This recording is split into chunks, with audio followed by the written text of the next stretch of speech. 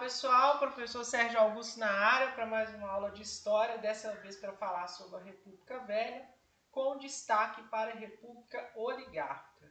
E para começar a gente vai falar, lógico, do contexto histórico que marcou o início dessa nova fase da história do nosso país. Então, primeiramente, o período da República Velha, ou Primeira República, é um período da nossa história que se estende no ano de 1889, que data da proclamação da República, inaugurada ali com o governo do Marechal Deodoro da Fonseca, e tem o seu término em 1930 com o golpe ou a Revolução de 30, que coloca o Getúlio Vargas, o candidato ali da Aliança Liberal, como presidente do nosso país, iniciando aí a chamada Era Vargas.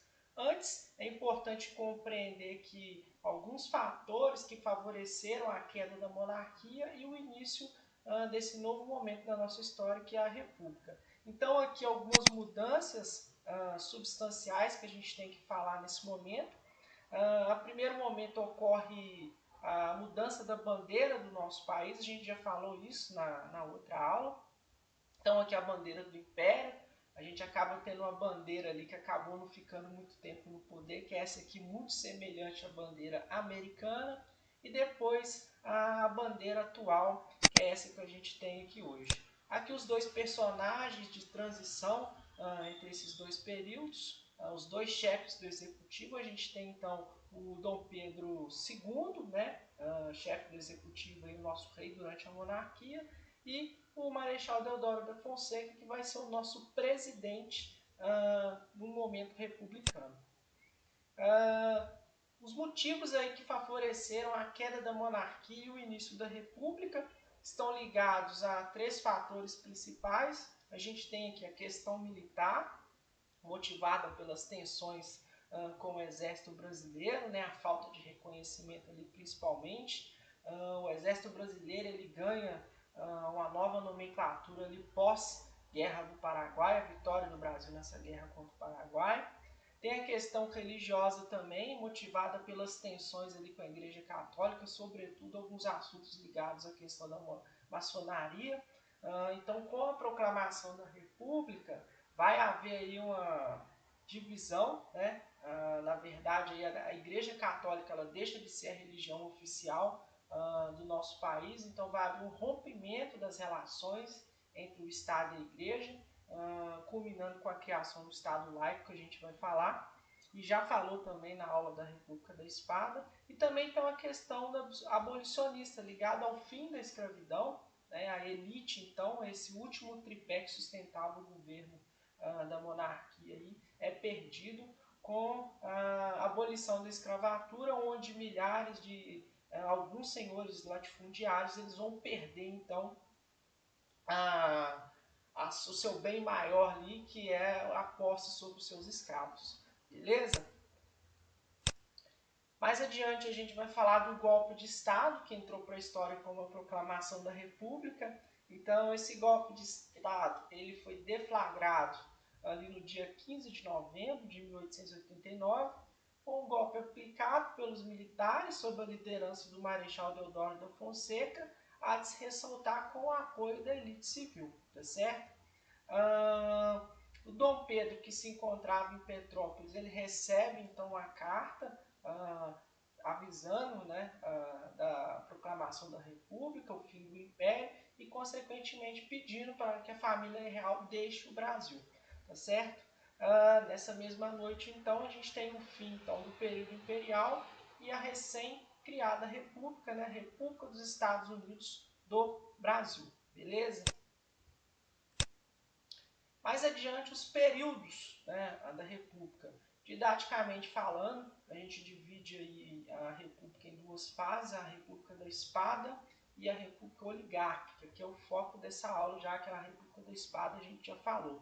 Mas voltando ali para relembrar, antes, aqui os dois presidentes militares, que essa República da Espada então, ela é representada pelos presidentes militares, o Marechal Deodoro da Fonseca e o Floriano Peixoto. Depois que o Marechal renuncia, o Floriano Peixoto assume e termina o mandato. E aqui uma imagem que representa a política do café com leite, a República Oligárquica, aí, onde somente os candidatos aí, mineiros e paulistas sentaram na cadeira da presidência para governar o nosso país. Então a república, né, é uma palavra que tem sua origem no latim, significa res, significa coisa, e público significa público.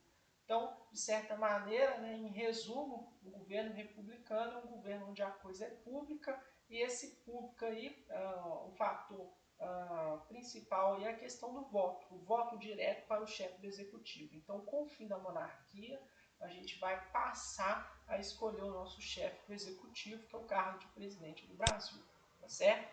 Aqui é a República da Espada, então é um período inicial da República Velha, que vai ali de 1889 a 1894, e é marcado pelo governo dos dois primeiros presidentes ligado às Forças Armadas, beleza?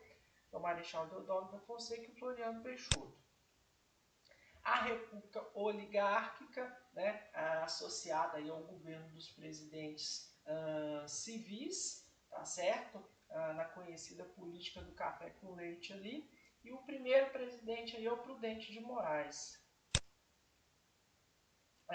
Na sequência, a gente vai falar um pouquinho do setor político, como que se organizou esse primeiro momento republicano no nosso país. Então sai a monarquia com o Dom Pedro I, a gente deixa de ter o rei, entra a república com a figura do presidente. O Brasil então vai ganhar uma nova constituição em necessidade da mudança do regime político, né? A questão das eleições, enfim, como vai se organizar o Estado brasileiro, e ocorre imediatamente ali o fim das relações entre o Estado e a Igreja, que é a criação do Estado laico. O Estado laico, como definição, significa dizer então que um país ou nação ele tem uma postura neutra no campo político, no campo religioso, desculpe.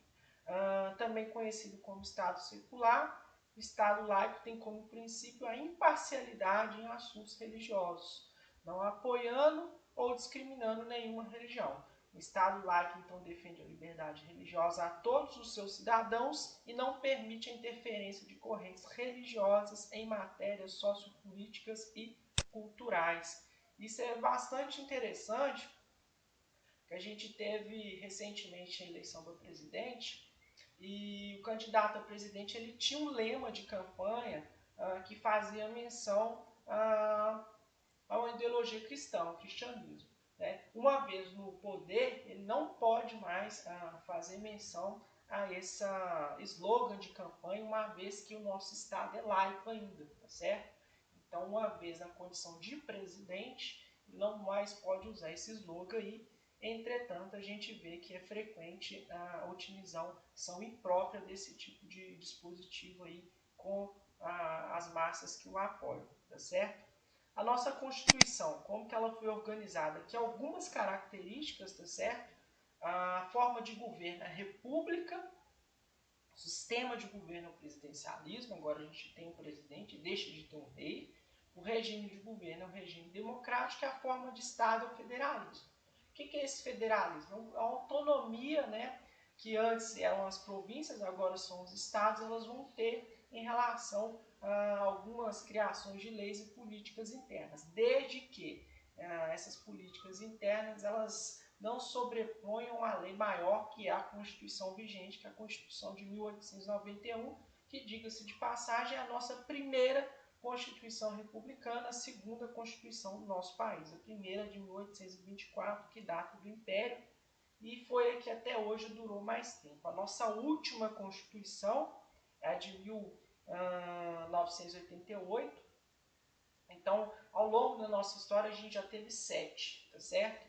Então, a gente tem a de 1824, essa de 1891, depois a gente tem uma em 1934, outra em 1940, outra em 1937, outra em 1946, uma em 67, durante o regime militar, e outra, a última, em 1988, que tem 32 anos, beleza? A gente percebe aqui os três poderes, legislativo, judiciário e executivo. Então o poder moderador ele ficou para trás, ficou lá com a monarquia. O voto ele é aberto, tá certo? E ele é estendido, só um detalhe, ele é aberto, né? Hoje o voto é secreto. e ele é estendido aos homens maiores de 21 anos. Então as mulheres não votavam, analfabetos, mesmo que homens, não votavam, e militares de baixa patente, mesmo que homens maiores de 21 anos, também estavam excluídos desse processo eleitoral. E a criação do Estado laico, que é essa questão da liberdade religiosa. Então, na prática, né, na aparência aqui, a nossa Constituição ela parecia justa, liberal e equilibrada, mas ela não era dessa forma. Por quê? A gente consegue ver aqui, ó, por que ela não era justa, né? Porque ela, apesar dela ter excluído ali o voto censitário, abolido o poder moderador, enfim, garantiu algumas liberdades individuais, ela não era isso tudo de se esperar, porque, olha só, as mulheres, por exemplo, não votavam. Então ela não foi uma Constituição que abriu o campo aí eleitoral estendido a todos os cidadãos. Mendigos não votavam, analfabetos não votavam, mulheres não votavam, somente homens maiores de 21 anos, exceto militares de baixa patente, tá certo? Então, na prática, ainda não foi uma Constituição tão democrática assim como se esperava de um país que estava iniciando uma república. No campo político, a gente vai destacar aqui, então, a política do café com leite, que é o que retrata, né, e rememora essa política oligárquica. A política do café com leite, então, ela tinha um objetivo principal, que era a chegada de um candidato ou mineiro ou paulista ao cargo do chefe do executivo, que é o de presidente do nosso país. Então, como a Constituição previu um mandato ali de 4 anos sem a possibilidade de reeleição, acabava acontecendo essa política. Uma hora São Paulo se elegia, no outro momento ele apoiava o candidato mineiro para se reeleger. E essa metáfora do café com leite, por quê? São Paulo, maior produtor de café do país. Minas Gerais, o maior produtor de leite. Mas Minas Gerais também é o segundo maior produtor de café nesse período. Tá certo? Essa política do café com leite, então, tinha esse objetivo de fazer com que esses dois estados da federação chegassem ao cargo de presidente, e a gente tem consequências severas para a nossa história em virtude dessa política. É o aumento das desigualdades, o estado, a região do Sudeste, ela vai se desenvolver mais em relação às outras regiões do nosso país. Essa tendência, né, de hora o presidente ser paulista, outra hora mineiro, a canalização dos recursos federais ficava no Sudeste, o Rio de Janeiro já era a capital, então já era um estado muito rico. Outra consequência é a questão do povoamento, né, que ficou muito concentrado, a maior parte da população do país ficou muito concentrada na região Sudeste.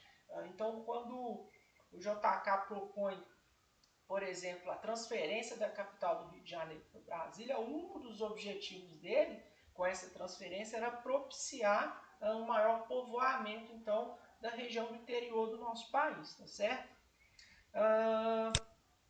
Aqui algumas imagens que representam essa política do café com leite, né? Algumas charges bem interessantes. Essa aqui é a mais clássica de todas. Aqui um candidato aqui, um chapéu escrito São Paulo, aqui em Minas Gerais, a cadeira da presidência da República, os outros estados aqui todos, né, tentando subir ao monte, ou seja, quem sentava na cadeira ali, apesar de todo mundo tentar, era um presidente mineiro ou um presidente paulista, tá certo?